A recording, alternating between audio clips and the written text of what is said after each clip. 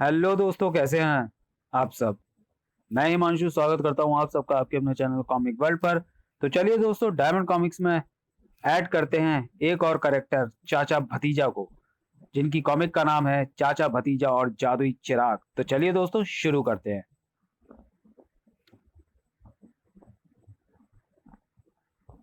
चाचा भतीजा और जादुई चिराग। अचानक एक भयानक विस्फोट हुआ। पहाड़ की चोटी से ज्वालामुखी फूट पड़ा। गांव के लोग घबराकर अपने अपने घरों से बाहर निकल आए। मुखिया जी, ये पहाड़ पर आवाज के साथ आग कैसी निकल रही है? क्या देवी का प्रकोप है? पहाड़ की चोटी से जब ऐसी आग निकलती है तो उसे ज्वालामुखी कहते हैं। पर पर अचानक इस पहाड़ से ज्वालामुखी कैसे फूट पड़ा? मुझे तो लगता है ये देवी का ही प्रकोप है। हमें तुरंत देवी को मनाने के लिए पूजा की तैयारी करनी चाहिए, वरना देवी का प्रकोप हमारे गांव को जलाकर नष्ट कर देगा। मुझे कुछ समझ में नहीं आ रहा है। मुखिया जी, ये समझाने का समय नहीं है, ये समझने का समय नहीं है, कुछ करने का है। गांव को तबाह होने से बचाना है। देखते नहीं कैसी लपटें निकल रही हैं। तुम लोग कहते हो तो ठीक है। चलो भाइयों, सब लोग इकट्ठे होकर देवी को मनाने चलें। स्त्री पुरुष बच्चे पूजा के थाल सजाकर अपने अपने घरों से निकल पड़ते हैं। उधर ज्वालामुखी की आग कुछ कम हो जाती है। आग कुछ शांत तो हो गई है। चलो पहाड़ के नीचे इकट्ठे हो जाए ताकि आग का प्रकोप गांव तक ना आने पाए। सभी लोग पहाड़ के नीचे इकट्ठे हो जाते हैं और देवी को मनाने के लिए नाच गाना शुरू हो जाता है। पर मुखिया एक तरफ खड़ा सोच रहा है, यह अचानक कैसे हो गया? कहीं सचमुच देवी प्रकोप तो नहीं? अरे, चाचा भतीजा की जोड़ी तो यहाँ दिख नहीं रही। उधर लोग ढोल खंजरी बजा बजा कर नाच रहे थे। स्त्रियां फूलों की वर्षा कर रही थी। तभी पहाड़ के पीछे बैठे कुछ लोग, जो पहाड़ की चोटी पर एक बड़ा गड्ढा बनाकर बैठे आग जला रहे थे, गांव वालों के नाच गाने की आवाज सुनते हैं। हमारी चाल कामयाब हुई। आग थोड़ी तेज कर दो बलवंत। अब हमारे साथी गांव में घुसकर आराम से लाखों का माल उड़ा सकते हैं। हम सबसे धनवान गांव को लूटने में सफल हो गए। कैसे मूर्ख हैं ये गांव के लोग। वे इसे देवी का प्रकोप समझ रहे हैं। और उधर 20-25 नकाबपोश डाकू गांव में घुस आए। उनके हाथों में बंदूकें तलवारें थी। सरदार, आपकी चाल सचमुच बहुत शानदार सिद्ध हुई। चलो अब गांव को लूट लो, कुछ भी ना बचे। डाकू गांव के घरों में घुस घुस कर माल लूटने लगे और बोरों में भरकर घोड़ों पर लादने लगे। घरों में रखी तिजोरियां टूटने लगी। उनमें रखे नोटों के बंडल, सोने चांदी के जेवर आदि डाकुओं ने खूब मजे में लूटे। इतना बढ़िया मौका में कभी नहीं मिला था। बिना खून खराबे के माला माल हो गए। उधर घर में चाचा भतीजा खर्राटे ले रहे थे। तभी चाचा की नींद खुल जाती है। अरे भतीजे उठ। क्या है चाचा? अरे आलसी, अभी तक तेरी थकावट दूर नहीं हुई? चाचा, तुमने मुझे कोसों पैदल चलाया है, पहाड़ की यात्रा ने बदन तोड़ के रख दिया। खैर बेटा, अब तो उठ। पूरे 36 घंटे से सो रहा है। तो तुम भी तो सो रहे थे। अरे अरे, ये घोड़ों की टापों की आवाज कैसी? चल भतीजे, बाहर चलकर देखें। दोनों घर से बाहर निकलते हैं। चाचा, आज गांव सुनसान नजर आ रहा है, क्या बात है? हाँ भतीजे, माजरा क्या है, जरा आगे चलकर देखा जाए। तभी उन्हें दो नकाबपोश डाकू घोड़ों पर माल लादे एक रास्ते से दूसरे रास्ते पर जाते दिखाई देते हैं। चाचा, ये नकाबपोश लोग गांव में क्या कर रहे हैं? भतीजे, दाल में कुछ काला लग रहा है। ये लोग तो लुटेरे लगते हैं। चल दूसरे रास्ते से आगे देखें। छिपते छिपाते चलना। चाचा, हमारे रहते हुए गांव में ये डकैती? इसी तरह के नकाबपोश डाकुओं ने कुछ दिन पहले राजा भानु प्रताप सिंह का खजाना लूटा था। हो सकता है ये वही डाकू हो। तभी कुछ डाकू उन्हें घर से माल निकालकर घोड़ों पर लाते हुए उन्हें दिखते हैं। ओ चाचा, ये तो जमींदार जी का घर लूटा जा रहा है। जल्दी से कोई तरकीब सोच भतीजे। पर ये सारे गांव वाले अचानक कहाँ गायब हो गए? और ये दूर से ढोल मजूरे की आवाजें कहाँ से आ रही हैं? यही तो मैं भी सोच रहा हूँ। लगता है गांव वाले वही गए होंगे। पर पर पहले इन्हें रोकने का उपाय किया जाए, वरना ये लोग गांव को तबाह कर देंगे। ये लोग संख्या में न जाने कितने हैं। एक काम करें, जल्दी से गांव के मुखिया के बरगद वाले पेड़ पर चढ़कर छिप जाते हैं। ये निकलेंगे तो उधर से ही। चाचा, क्या हम दोनों उन सबको रोक पाएंगे? वक्त बहुत कम है। तू दौड़कर अपनी पिस्तौल ले आ, जब तक मैं बरगद पर पहुंचता हूँ। भतीजा अपने घर की ओर दौड़ता है और चाचा गांव के बाहर वाली मुख्य सड़क की ओर। जाने ये क्या माजरा है, कोई बहुत बड़ी चाल है। चाचा मुख्य सड़क पर पहुंचकर बरगद के पेड़ पर चढ़ जाते हैं और वहां से उन्हें गांव के उस पार पहाड़ की चोटी से उठ रही आग की लपटें दिखाई देती हैं। अरे, ये पहाड़ क्यों दधक रहा है? गांव वाले भी वहीं जमा है। ये तो कोई बहुत बड़ी चाल है। उधर आग, इधर डकैती। तभी भतीजा भी पिस्तौलें लेकर आ पहुंचता है और पेड़ पर चढ़ जाता है। भतीजे, गांव के उस पार वाले पहाड़ की चोटी से आग की लपटें निकल रही हैं और यहाँ से लोगों की भीड़ भी धुंधली धुंधली नजर आ रही है। हाँ चाचा, तुम ठीक कह रहे हो। वे गांव के लोग ही होंगे, वरना और कहाँ जाएंगे। उधर पहाड़ से अचानक आग की लपटें निकलनी बंद हो जाती हैं। देखा मुखिया, आग बंद हो गई, हमारी पूजा सफल हुई, हम देवी के प्रकोप से बच गए। तभी पहाड़ के आड़ से दो तीन व्यक्ति झांक कर नीचे की ओर देखते हैं। गांव के लोग अभी भी नाच गा रहे हैं। हमारे सरदार ने अब तक गांव साफ कर दिया होगा। उधर गांव का मुखिया, जिसे दाल में कुछ काला नजर आ रहा था, पहाड़ के ऊपर से झांकते हुए उन डकैतों के साथियों को देख लेता है और चौंक पड़ता है। अरे, ज्वालामुखी का मुख के पास से ये लोग कौन झांक रहे हैं? ज्वालामुखी पहाड़ की तो मिट्टी तक अंगारा बन जाती है। जरूर कोई गड़बड़ है। भाइयों, देखो, ज्वालामुखी पहाड़ पर कुछ लोग दिख रहे हैं। धधकते हुए पहाड़ पर कोई जिंदा नहीं रह सकता। जरूर कोई गड़बड़ है। हम सब लोग गांव छोड़कर यहाँ जमा है। चलो वापस जल्दी। गांव के लोग भी पहाड़ से झांकते हुए लोगों को देखकर वापस लौटने के लिए तैयार हो जाते हैं। अरे हाँ भाइयों, ये लोग पहाड़ पर कैसे? क्या यही आग जलाकर नकली ज्वालामुखी बना रहे थे? चलो भाइयों, भागो गांव की ओर। उधर पहाड़ से झांक रहे डकैत घबरा जाते हैं। जोरावर, जोरावर सिंह, उन्होंने हमें झांकते हुए देख लिया शायद। वे वापस जा रहे हैं। एक तरफ हो जाओ। कहीं हमारे सरदार अपना काम न कर पाए तो मुश्किल हो जाएगी। हमसे भूल हो गई। लोग भागते हुए अपने गांव पहुंचते हैं और उन्हें वह घुड़सवार डकैत धन लूटते नजर आते हैं। अरे ये क्या, हमारे घरों को लूटा जा रहा है? नकाबपोश डाकू! भाइयों, हिम्मत से आगे बढ़कर इनका मुकाबला करो, इन्हें घेर लो। डाकुओं की नजर भी भागते आ रहे गांव वालों पर पड़ जाती है। साथियों, गांव के लोग वापस आ रहे हैं। चलो भाग चलो, अपने अपने हथियार थाम लो, संभाल लो। गांव वाले डाकुओं के बिल्कुल पास आ जाते हैं। कुछ गांव वाले जमीन से पत्थर उठाकर डाकुओं पर मारते हैं। कुछ अपने पास रखी लाठियां तान लेते हैं। डाकू सरदार बंदूक से हवा में फायर कर चिल्लाता है। बंदूक के फायर से गांव वालों में भगदड़ मच जाती है, लेकिन फिर भी कुछ लोग साहस से लाठी पत्थरों से प्रहार करते हैं। गोलियों से भून दो इन्हें, कुचल दो घोड़ों की टापों से। तभी गांव वाले गांव के चारों तरफ से घेरा डाल देते हैं। कुछ अपने घरों से अपनी बंदूकें भी निकाल लाते हैं। गांव वाले ने हमें घेर लिया है, फायर करो और घेरा तोड़कर भाग जाओ। दोनों ओर से गोलियां चलने लगती हैं। डाकू एक ओर से भाग चलते हैं। गोलियों से तीन चार गांव वाले तथा एक डाकू मारा जाता है और फिर घेरा तोड़कर घोड़ों की टापों के नीचे गांव वालों को कुचलते हुए डकैत निकल भागते हैं। उधर चाचा भतीजा को गोलियां चलने की आवाज सुनाई देती है तो वे चौकन्ने हो जाते हैं। गोलियां चलने की आवाज आ रही है, लगता है हमारे गांव वालों ने उनका मुकाबला किया है। आप ठीक कहते हैं चाचा। तभी उन्हें धूल उड़ाते डाकुओं के घोड़े आते दिखाई देते हैं। चाचा, डाकू भाग रहे हैं, भागे आ रहे हैं। जैसे ही पास आए पिस्तौल चलाना शुरू कर देना। डाकू जैसे ही पेड़ के पास आते हैं, अचानक उन पर गोलियों की वर्षा शुरू हो जाती है। थाए थाए, होशियार, पेड़ पर शायद पुलिस के सिपाही हैं। डाकू पेड़ के नीचे के रास्ते से सरपट निकल जाते हैं। दो तीन डाकू चाचा भतीजे की गोलियों के शिकार बनते हैं। भतीजे, संख्या में डाकू काफी थे, हम उन्हें रोक नहीं पाए। पर चाचा, तुमने ये तो देख ही लिया कि वे घोड़ों पर धन दौलत का अंबार लूट ले गए हैं। तभी चीखते चिल्लाते गांव के लोग भी आते दिखाई देते हैं। लो, गांव वाले भी आ रहे हैं। हमें क्या करना चाहिए भतीजे? अरे चाचा, देखते नहीं, जो डाकू हमारी गोलियों से मरे हैं उनके घोड़े खड़े तो हैं हमारे लिए। अरे हाँ भतीजे, ये बात तो मेरे दिमाग में आई नहीं। जल्दी करो चाचा। तभी मुखिया तथा अन्य गांव के लोग चाचा भतीजे को घेर लेते हैं। अरे चाचा भतीजा, तुम लोग कहाँ थे? हमारा गांव पूरी तरह तबाह हो गया। डाकुओं ने नकली ज्वालामुखी का झांसा देकर हमें धोखा दिया। गांव के लोग इसे देवी का प्रकोप समझे और अग्नि ज्वाला को गांव तक न आने देने के लिए सब पूजा के लिए निकल पड़े। गांव के दो आदमियों ने बहकाया था। मुखिया, चिंता मत करो, हम उनके पीछे जा रहे हैं। जब तक चाचा भतीजे की जोड़ी जिंदा है तब तक गांव का बाल बाका ना होने देंगे। दोनों उछलकर अपने अपने घोड़ों पर बैठ जाते हैं। पास डाकुओं की लाशें पड़ी हुई हैं। इन लाशों को हमारे राजा के हवाले कर दो। मुझे पूरा यकीन है कि राज खजाने पर भी इसी डाकू दल ने हाथ साफ किया था। क्यों भतीजे? बिल्कुल ठीक कहा चाचा। चलो संभल कर जाना चाचा भतीजा।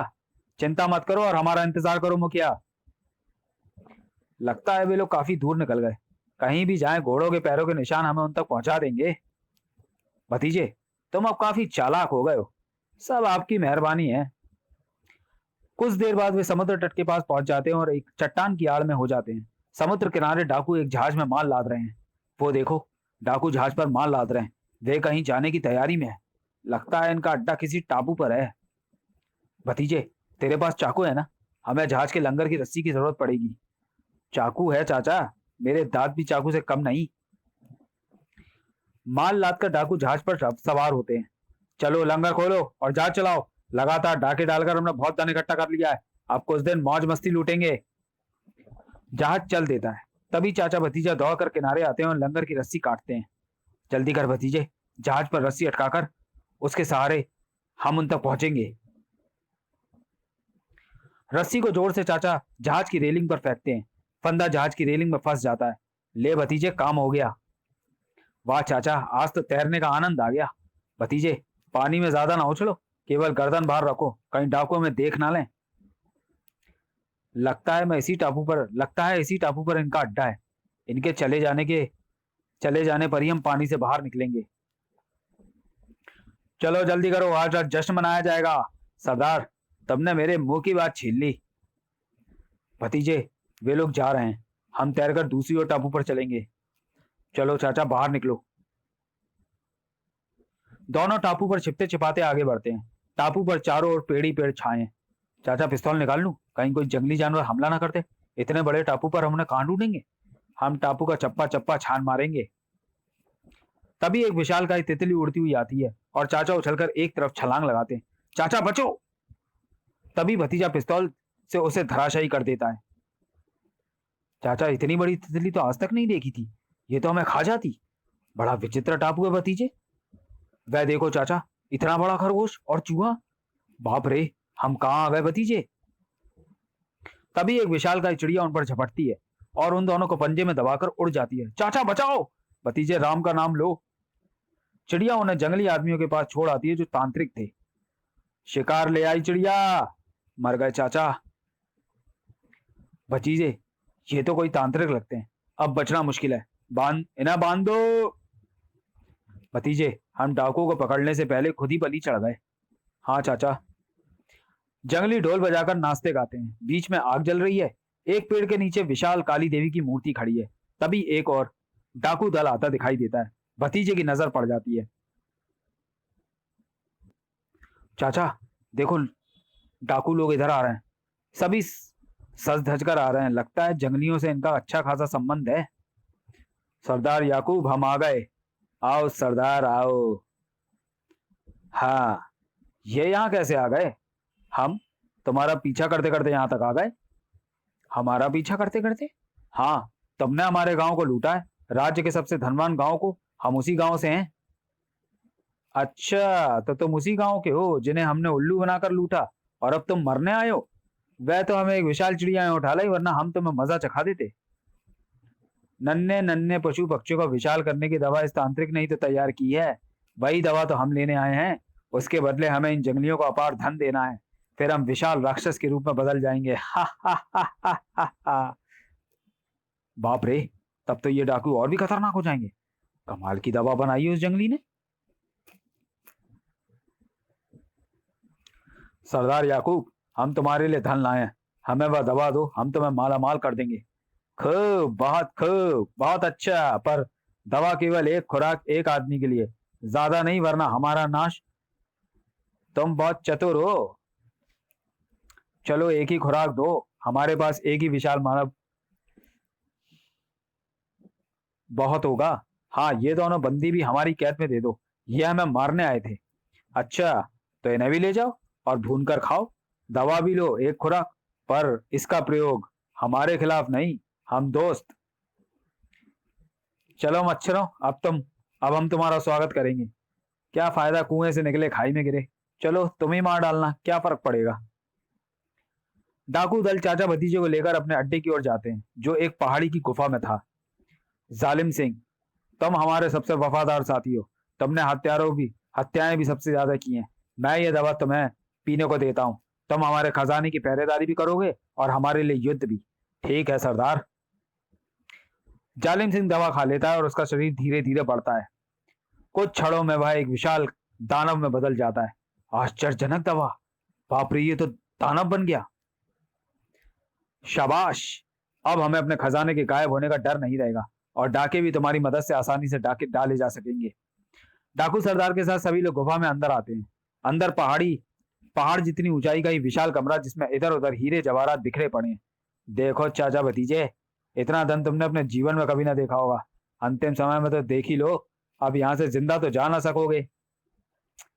इन दोनों को फिलहाल इस कोठरी में डाल दो और कुंडी लगा दो। हमें आज एक साथ दो जगह डाके मारने। सोलंकी राजा का सोना आज उनके नए खजाने में ले जाया जा रहा है। घबराओ नहीं, सोना चांदी हीरे जवाहरात कोठरी में भी देखने को मिलेंगे। तुमसे रात में निपटेंगे। चलो साथियों, वक्त बहुत कम है। जालिम सिंह, तुम यहाँ पहरा दोगे। चाचा भतीजे पर खास निगरानी रखना। आप चिंता मत कीजिए, अब मैं बड़े बड़े जहाजों तक को हिला दूंगा। डाकू दल घोड़ों पर बैठकर चला जाता है। अब मैं महान हो गया हूं, इस सरदार के बच्चे को भी निपट लूंगा। शाबाश भतीजे, लगा जोर। हाथ खुल जाए तो कुछ कर दिखाएं। चाचा, दांतों से रस्सी काटना तो मेरे बाएं हाथ का खेल है। शाबाश, अब मैं तेरे हाथ खोलता हूं। इस प्रकार दोनों मुक्त हो जाते हैं और कोठरी में लोहे की सीकचे काटने की कोई वस्तु ढूंढते हैं। यदि सीकचे काटने के लिए कोई वस्तु मिल जाए तो अच्छा हो, वरना मैं दांतों से सीकचे काट डालूंगा। वे इधर उधर पड़े सोने चांदी के बर्तनों में ढूंढते हैं, तभी उन्हें एक सोने का मैला कुचैला दीपक दिखता है। भतीजा उसे उठा लेता है। चाचा देखो, अलादीन के चिराग जैसा दिख रहा है ये दीपक। अरे फेंक दे इसे एक तरफ, काम की चीज ढूंढ वरना मारे जाएंगे आज रात को। भतीजा जैसे ही दिया फेंकता है, उसमें से सफेद धुआं निकलने लगता है। दोनों डर जाते हैं। अरे ये क्या है भतीजे, कहीं बम तो नहीं? चाचा अब मारे गए। अरे चाचा, ये तो अलादीन का चिराग ही लगता है। देखो विशाल दानव। हाँ भतीजे, सचमुच। बोलो बोल मेरे आका, क्या हुक्म है? ये तो सचमुच ही अलादीन का दानव है। तो क्या हमें अलादीन का चिराग मिल गया? भतीजे जल्दी से वह चिराग अपने कब्जे में कर। आका हुक्म दो। क्या तुम सचमुच अलादीन के चिराग के दानव हो? हाँ मेरे आका, यह चिराग कबाड़ खाने से अब आपके पास आ गया है। मैं आपका गुलाम हूँ। तो दानव भाई, हमें यहाँ से आजाद करो। और बाहर एक और दानव खड़ा है, पहले उसका खात्मा करो। आओ मेरे आका। दानव कोठरी का दरवाजा तिनके की तरह तोड़ देता और वे तीनों बाहर बाहर आते हैं। मेरे जैसा दानव इसके पास कहां से आया? और तू कौन है? ठहर जा। चिराग के दानव से पहले इसे ठिकाने लगाओ।